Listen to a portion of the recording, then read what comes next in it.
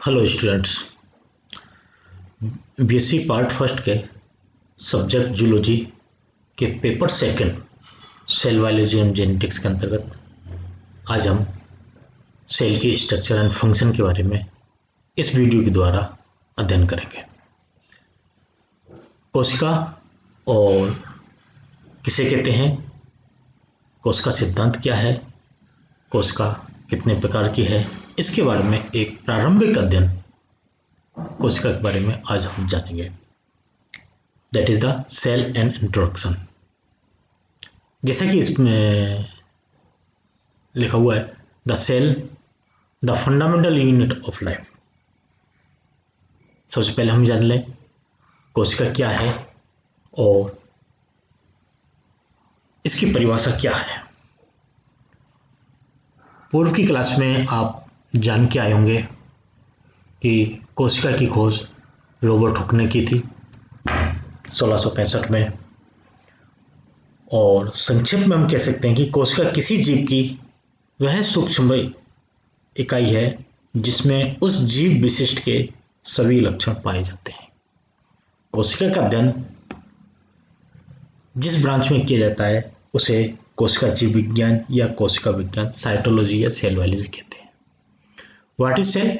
Cell is the basic structure and functional unit of living organism. In other words, cell make up living things and carry out activities that keep a living thing alive. अर्थात जितने भी सजीव हैं उनकी संरचनात्मक इकाई कोशिका के द्वारा बनाई होती है। मतलब कोशिका ही उनकी संरचना बनाएगी और सजीव जितनी भी लाइव एक्टिविटीज करते हैं वो फंक्शन सारे कोशिका के अंतर्गत होते हैं।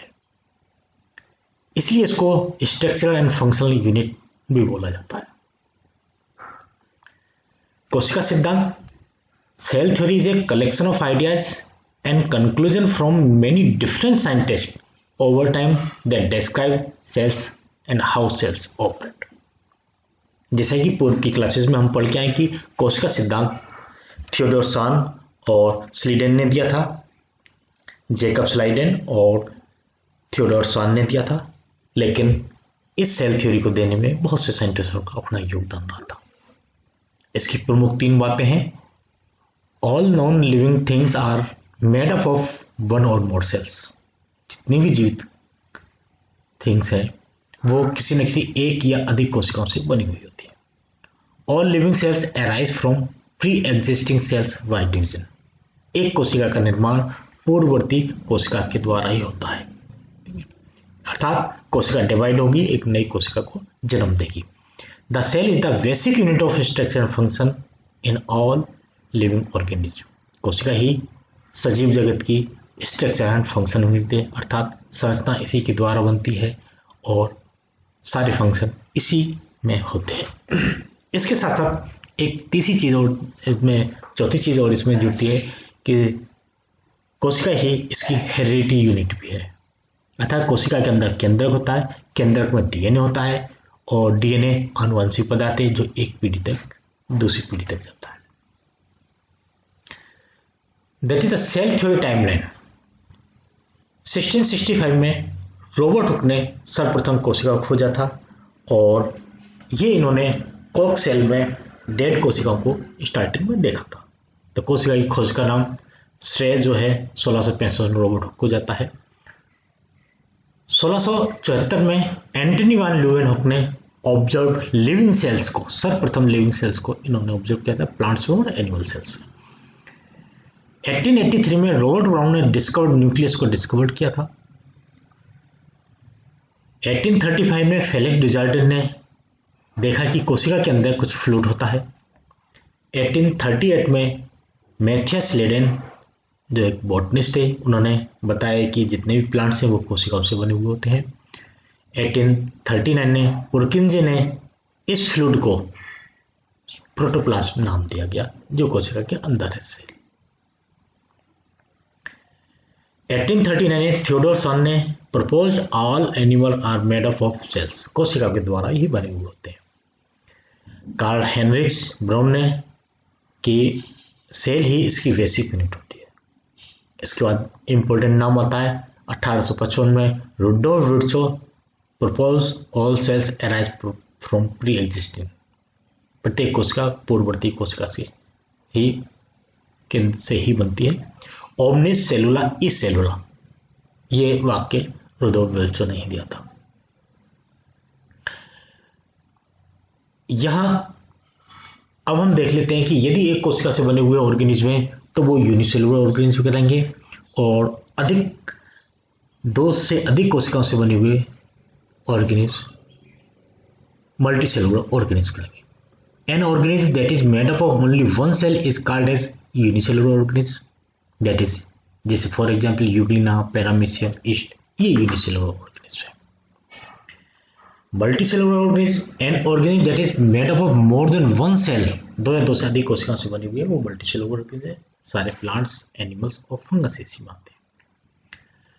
ये मल्टीसेलुलर ऑर्गेनिज्म की अंडर माइक्रोस्कोप में लीफ सेल्स में देखने पे और ये मसल सेल्स में देखने पे इस तरह से इनकी संरचना देखने को मिलेगी। यहां हम अब इसकी साइज और शेप के बारे में थोड़ा सा जानते हैं। इससे पहले कोशिका की परिभाषा जो है उसको पुनः दोबारा मैं यहां रिपीट कर देता हूं। किसी जीव की वह सूक्ष्मतम इकाई जिसमें उस जीव विशिष्ट के सभी लक्षण पाए जाते हैं कोशिका कहलाती है। जब कोशिका सिद्धांत डिस्क्राइब हो गया था तो आधुनिक कोशिका सिद्धांत में ये चारों बातें रखी गई थी जो सेल थ्योरी में दी थी। इसके बाद कोशिका की एक डेफिनेशन दी गई है जो यहां आप नोट कर लीजिए। कोशिका सजीवों की क्रियात्मक एवं संरचनात्मक इकाई होती है। यह जीव द्रव युक्त संहति है जो कोशिका झिल्ली द्वारा आबद्ध रहती है, जिसमें जीवन के किसी काल में एक या अधिक केंद्रक पाए जाते हैं। इसके आधार पर ही कोशिका में से जो अपवाद हैं उनको, जैसे जीवाणु, विषाणु जो अपवाद हैं वो इस कोशिका के सिद्धांत में नहीं आते। प्रोटोजोआ जो वगैरह हैं वो इस परिभाषा के से भिन्न है और यह कोशिका की एक परिभाषा है। और यदि मॉडर्न कॉन्सेप्ट में अगर हम जाते हैं तो कोशिका को हम मेम्ब्रेनस और सूक्ष्म नलिकाएं, कुछ ग्रेन्यूल्स वगैरह के रूप में डिवाइड करते हैं। अब आते हैं हम size of cells. Cell vary in size, इसकी बहुत विभिन्नता है। स्मॉलेस्ट से लेकर लार्जेस्ट तक कोशिका की विभिन्नता है। Most cells are very small microscopic हैं और वेरी लार्ज मैक्रोस्कोपिक है। The unit use to measure size of cell, इसको 1 micrometre is equal to 1/1000 millimetre, ये इसका यूनिट है, माइक्रोमीटर में हम यूज करें। स्मॉलेस्ट सेल्स माइक्रोप्लाज्मा के रूप में जिसका 0.1 माइक्रोमीटर साइज है, माइक्रोप्लाज्मा गेंडलेबे। लार्जेस्ट सेल्स ऑस्ट्रिच एग जो साइज है 18 सेंटीमीटर। ये इतनी विभिन्नता इस साइज में रहती है। यदि ह्यूमन बीइंग में हम बात करें तो स्मॉलेस्ट सेल्स स्पर्म सेल्स है जिसका size 5 micrometre. Largest cells ovum cells है, एक अंडाणु कोशिका है जो कि साइज उसका 120 माइक्रोमीटर है। लॉन्गेस्ट सेल्स के रूप में नर्व सेल्स आती है जिसका साइज 1 मीटर है, लॉन्गेस्ट सेल्स के रूप में है। शेप ऑफ सेल्स, कोशिका की आकार, ये भी विभिन्न प्रकार का आकार होता है, वेरिएशन रहता है। Variation depends mainly upon the function of कोशिका किस प्रकार का कार्य करती है उस आधार पर इसका आकार डिफाइन होता है। Some cells like Euglena and amoeba can change their shape, ये अपने आकार को चेंज कर देती है, but most cells are have a fixed shape, बाकी सब में फिक्स्ड रहता है। ह्यूमन आरबीसी आर सर्कुलर है, वाई कॉनकेव है for easy passes through human capillaries, जिससे पास हो जाए। Nerve cells are branch to conduct impulses from one point to the another, impulse पहुंचाने के लिए ये ब्रांच होती है, एक कोशिका से दूसरी कोशिका तक ये इम्पल्स पहुंचा देती है, संवेदना पहुंचाती है। Human WBC can change their shape to engulf, phagocytic nature होने के कारण ये अपना आकार चेंज करती है और विषाणु वगैरह को नष्ट करती है। इस प्रकार से ये ज़्यादातर कोशिकाएं गोलाकार या स्फेरिकल शेप में होती है, कहीं कहीं स्पून शेप भी आ जाता है। इनकी स्ट्रक्चर जब हम देखते हैं कोशिका की, तो कंपाउंड माइक्रोस्कोप और इलेक्ट्रॉन माइक्रोस्कोप के द्वारा इनकी संरचना देखी जाती है। इन माइक्रोस्कोपिक स्ट्रक्चर के बारे में या डिफरेंट टाइप्स के माइक्रोस्कोप के बारे में एक अलग वीडियो में आपसे चर्चा की जाएगी। कुल मिलाकर जब हम एनिमल सेल्स की बात करते हैं तो यूनिसेलुलर और मल्टीसेलुलर है। तो इसमें 3 प्रकार से हम डिवाइड कर सकते हैं। एक एनिमल सेल्स, ये एक प्रारूपिक एनिमल सेल्स की कोशिका है जिसके बारे में हम डिटेल में अध्ययन करेंगे। और इस एनिमल सेल्स में nucleus, Golgi body, vesicles, plasma membrane, mitochondria, cytoskeleton, centriole, lysosome, cytoplasm, rough endoplasm, smooth endoplasm, nucleus आदि इत्यादि उपस्थित रहते हैं। इसी प्रकार जब हम प्लांट सेल्स की बात करते हैं तो इस प्लांट सेल्स में न्यूक्लियस है, गोल्जी बॉडी है, वेसिकल्स है, लाइसोसोम्स है, प्लाज्मा मेम्ब्रेन, माइटोकॉन्ड्रिया, क्लोरोप्लास्ट जो प्लांट सेल्स में होता है, सेल वॉल यहाँ है, वेक्यूल्स है। ये 3 कैरेक्टर्स आपके प्लांट सेल्स में।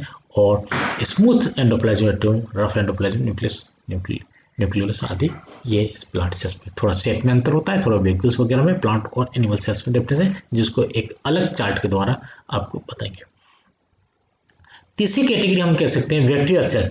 प्लांट सेल्स और एनिमल सेल्स से एक अलग प्रकार से जो प्रोकैरियोट को रिप्रेजेंट करती है, that is the bacterial cells. Bacteria के बारे में हम जानेंगे। तो इसमें कैप्सूल रहता है, इसकी सेल वॉल होती है, प्लाज्मा मेम्ब्रेन होती है, साइटोप्लाज्म होता है, फ्लैजेलम होगा, फूड ग्रेनुल्स होंगे, प्लाज्मिड होगा, राइबोसोम्स होगा, न्यूक्लियाई होगा, प्लाज्मा। ये कुछ प्रमुख संरचनाएं जो यहाँ बैक्टीरियल सेल्स में होती है। इसका भी हम अध्ययन थोड़ा अलग स्लाइड में अलग प्रकार से हम करेंगे।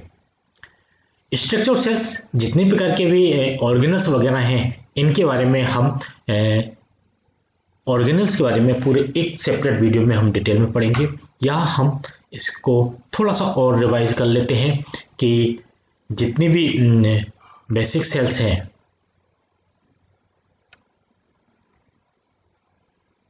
ये यहाँ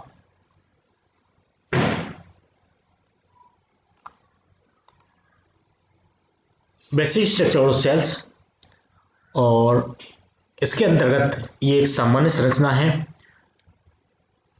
देन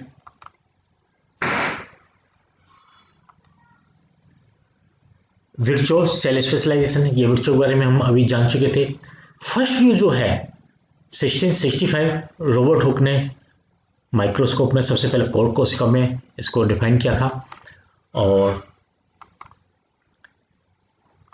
ये जो कोशिका इन्होंने देखी थी, और इन्होंने ही, रॉबर्ट हुक ने ही ये नाम दिया था कि सेल्स जो नाम है ये वहाँ स्मॉल रूम्स के लिए सेल्स शब्द काम में लिया जाता है, इसलिए इन्होंने हुक ने इनका नाम सेल्स रखा था। एंटनी वान ह्यूवेनाग वो साइंटिस्ट था जिन्होंने सर्वप्रथम डच माइक्रोस के एक डच माइक्रोस्कोप मेकर है, माइक्रोस्कोप बनाते थे, और इन्होंने first view organism living things के बारे में जाना था कि ल्यूवेनहॉक ने जीवित कोशिकाओं सर्वप्रथम ल्यूवेनहॉक ने देखा था, और पॉन्ड वाटर और माउथ की कोशिकाओं के इन्होंने ये सर्च किया था। इसके बाद 1838 में जर्मन बोटनिस्ट है मैथियस लिडन, इन्होंने प्लांट्स के बारे में बताया था कि सारी कोशिकाएं प्लांट्स के द्वारा बनती हैं, और ये सेल थ्योरी के को फाउंडर थे। इसी प्रकार जूलॉजिस्ट है थियोडोर सॉन, इन्होंने एनिमल सेल्स के बारे में बताया था कि एनिमल्स जो भी है सभी सेल्स के द्वारा बने। ये सेल थ्योरी में हमने जाना था, ये सेल थ्योरी के को फाउंडर।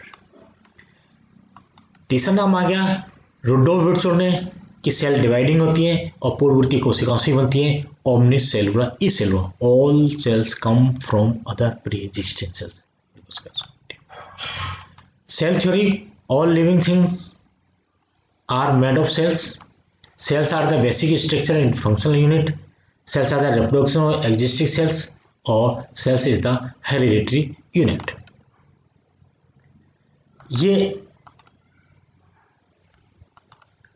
इसके बाद अभी जो हम माइक्रोब्स की बात कर रहे थे, तो प्रोकैरियोट्स द फर्स्ट सेल्स, कोशिका को दो में डिवाइड किया गया, prokaryote cells and eukaryote cells. तो प्रोकैरियोट्स द फर्स्ट सेल्स है, इसमें cells that lack a nucleus और membrane bound organelles include bacteria. ठीक है, सिंपलेस्ट टाइप्स ऑफ सेल्स हैं और इनमें सिंगल सर्कुलर क्रोमोसोम्स पाया जाता है। ये प्रोकैरियोट सेल्स की संरचना है जिसके अंतर्गत न्यूक्लियोइड रीजन कंटेंट डीएनए, जो डीएनए है वो है न्यूक्लियस नहीं होता इसमें, surrounded by cell membrane and cell wall, cell wall peptidoglycan की बनी हुई होती है। कंटेंट राइबोसोम्स है जो प्रोटीन्स सिंथेसिस करेंगे। यूकेरियोट सेल्स जिसमें एक न्यूक्लियस उपस्थित है और मेम्ब्रेन बाउंड ऑर्गेनेल्स होंगे। Includes protist, fungi, plants and animals. ये more complex types of cells है प्रोकैरियोटिक तुलना में। ये यदि यूकेरियोट सेल्स को हम देखें स्ट्रक्चर को, तो इसमें 3 बेसिक सेल स्ट्रक्चर देखेंगे। प्रमुख रूप से न्यूक्लियस इंपॉर्टेंट है, सेल मेम्ब्रेन है, और इसके बाद हम कह सकते हैं कि cytoplasm with organelles. 2 main types of eukaryote cells हैं, प्लांट सेल्स और एनिमल सेल्स। दोनों हैं, दोनों में कुछ डिफरेंस है।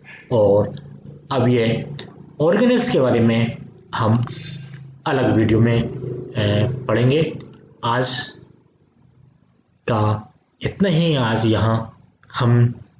आज के वीडियो में हमने जाना कि कोशिका किसे कहते हैं, कोशिका सिद्धांत क्या है, उसका शेप क्या है, साइज क्या है, और कितने प्रकार की कोशिका है, प्रोकैरियोट कोशिका है, यूकेरियोट कोशिका है। यूकेरियोट कोशिका प्लांट सेल्स है और एनिमल सेल्स।